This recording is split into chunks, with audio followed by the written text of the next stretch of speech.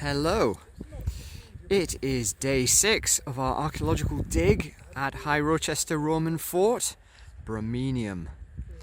And it's a little bit different today, a bit fresher, and a pretty poor forecast, especially for this afternoon, heavy rain. So, and we're also going to be joined today by students from Newcastle University, maybe around 25 of them, something like that. And they are staying in the local village hall, over there somewhere, and they shall be arriving on site a little bit later this morning. So we're trying to get as much work as we can get done now while the weather's reasonable. It's been on and off drizzle. But we have a couple of big tents, a big military marquee style tent, so that will offer some shelter, and we might be able to start finds processing, given that we have at least 20 trays of pottery now. Well, let's go down and have a look, see what the volunteers are finding this morning.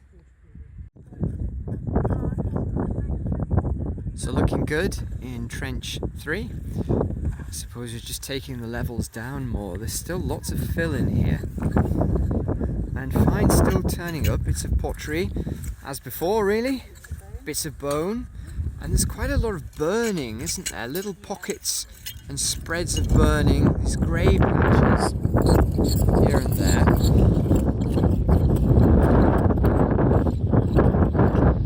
And where George is, allegedly is the line of the rampart for the annexe. We found it further along last year, up there, and we'll be putting a trench in across that as well and extending off that. So hopefully it will be in this position.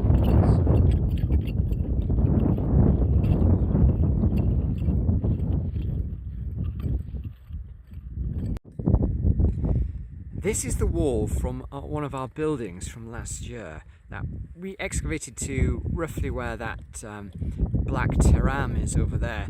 So we're extending it along, and then it seems to terminate like we explained last week, and that's the interior with this hard standing and a parallel wall over there.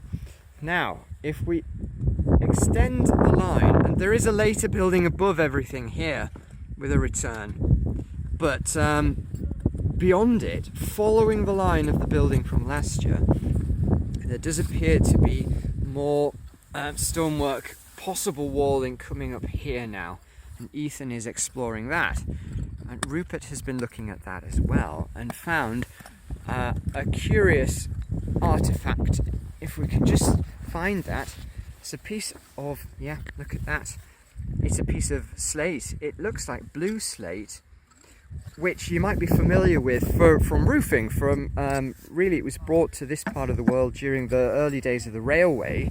People switched from things like sandstone tiling or thatch or pan tiling onto slate, because it was cheap and accessible with the railways. But this was found in a Roman context, and it hasn't been used for roofing, and it's rounded on the top, so we're not sure what it is. Terry's thinking perhaps these kind of things may have been used as a palette, could have been for mixing pigment or something like that, or even for medicinal purposes, but we just don't know. We're guessing really. But the fact it's in a Roman context and it has been brought here from a land far away is quite intriguing.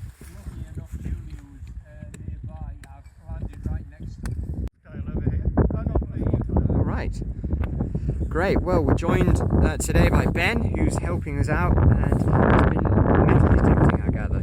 Yeah, so we've got a lead item, currently describing as a thingy, roughly conical. No idea exactly what it is as yet. It's like acorn shaped, in like a little cup.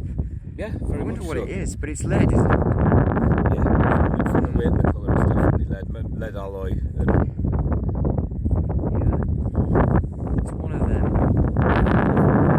Great.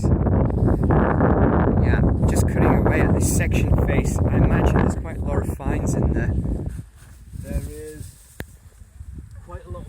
just here. Right. All crushed down together. There's quite a lot of pottery over there, which was just in front of me. Yeah. There's random bits of pottery all over the floor. And as Malcolm just said, there was a good floor tile come up. Fines rust came out, you see? Came out here. Has it? Right. There, complete. Oh, wow. Yeah, look at the size of that. Fantastic. Yeah, that's the first one Complete. of that size, yeah, Yes. in being complete that we found here, yeah. Just down there. Terrific.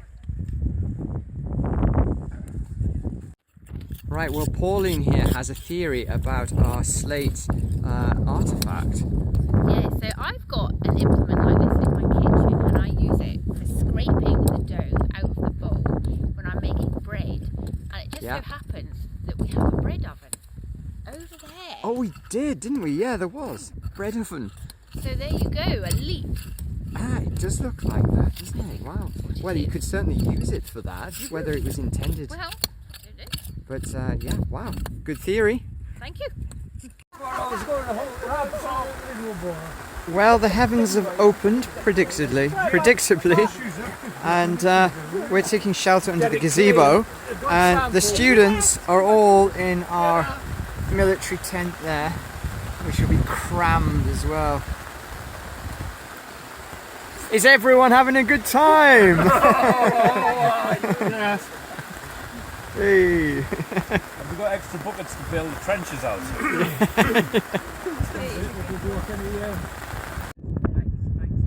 We're right at the end of day 6 now, and it's been quite productive actually.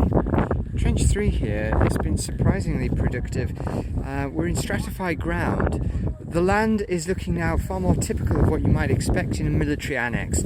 Lots of, oh well, I'd say extensive, not just little pockets, but extensive areas of burning, full of metal work, just scraps.